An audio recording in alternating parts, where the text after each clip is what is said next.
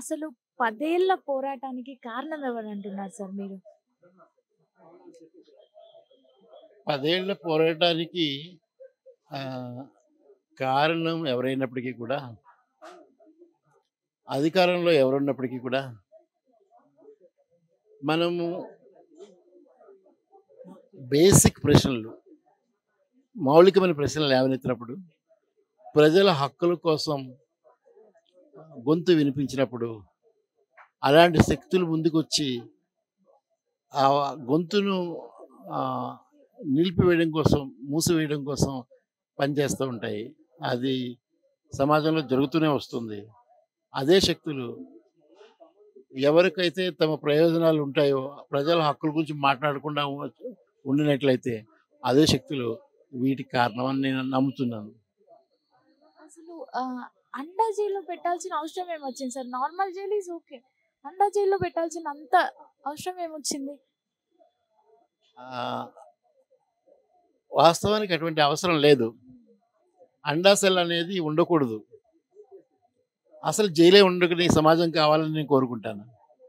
కానీ అండా సెల్‌లో పెట్టడానికి కారణం ఏంటంటే, ఆహ్, అంటే నిన్ను అలా బాధకు గురి చేయాలి. ఎట్లా బాధపడాలి అనంటే, నేను చేసిన పనులు ఏవైతే ఉన్నాయో, ఆ పనులు నేను ఇంకెప్పుడూ చేయకూడదు అని అనిపించాలి.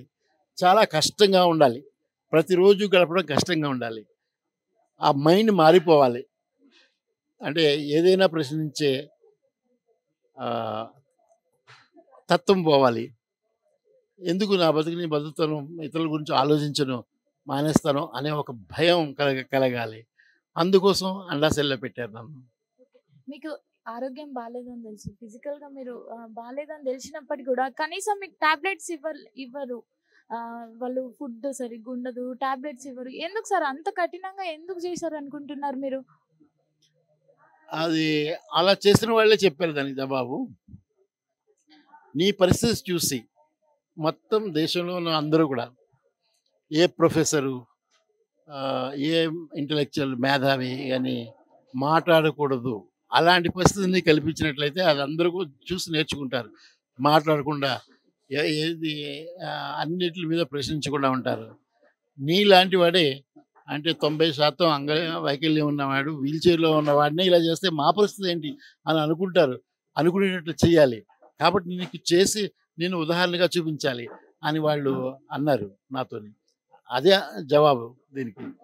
అయితే మీరు అంటే జైల్‌లో ఉన్నప్పుడు ఆ 10 సంవత్సరాలు మీకు టైం పోయింది. ఆ టైం పీరియడ్ పోయింది. ఆ టైంలో మీకు ఎవరైతే మీ మీద కేసేసారో వాళ్ళని తీసేయడం గాని, సస్పెండ్ చేయడం గాని అట్లాంటివి ఏమన్నా చేస్తారా? అట్లాంటివి ఏం జరగలేదు. జరిగే అవకాశం ఉందా? మీరు అట్లాంటి పోరాటాలు ఏమన్నా చేస్తున్నారా? అంటే ఎవరైతే తప్పుడు కేసులు పెట్టారో వాళ్ళు సస్పెండ్ అవ్వడం కోసం వాళ్ళు ఆహ్, ప్రస్తుతం ఆ విషయం చెప్పలేను. ఫ్యూచర్‌లో ఏం జరుగుతుందో మనం చూడాలి. ఇంకా చాలా తప్పుడు కేసులున్నాయి. చాలామంది కూడా నాలాగే బాధపడుతున్నారు. నాకు ఉన్న పరిస్థితి వలన నేను ఇంకా ఎక్కువ బాధపడవలసిన బాధలను అనుభవించవలసిన అవసరం పరిస్థితి వచ్చింది నాకు. ఏంటంటే అందరికీ ఒక ఒక సంవత్సరం అయితే, ఒక మంతే ఒక సంవత్సరం నాకు. నేనున్న పరిస్థితిలో నేను అనుభవించిన జైల్లో పడిన కష్టాలకి ప్రతి ఒక్క నెల ఒక సంవత్సరంలాగే గడిచింది. కాబట్టి ఆ విధంగా నేను ఇంకా ఎక్కువ శిక్ష నేరం చేయకుండానే అనుభవించవలసిన పరిస్థితి వచ్చింది. అయితే నాలాంటి చాలామంది ఉన్నారు. ఇంకా చాలామంది న్యాయం కోసం నిలబడిన వాళ్ళు చాలామంది.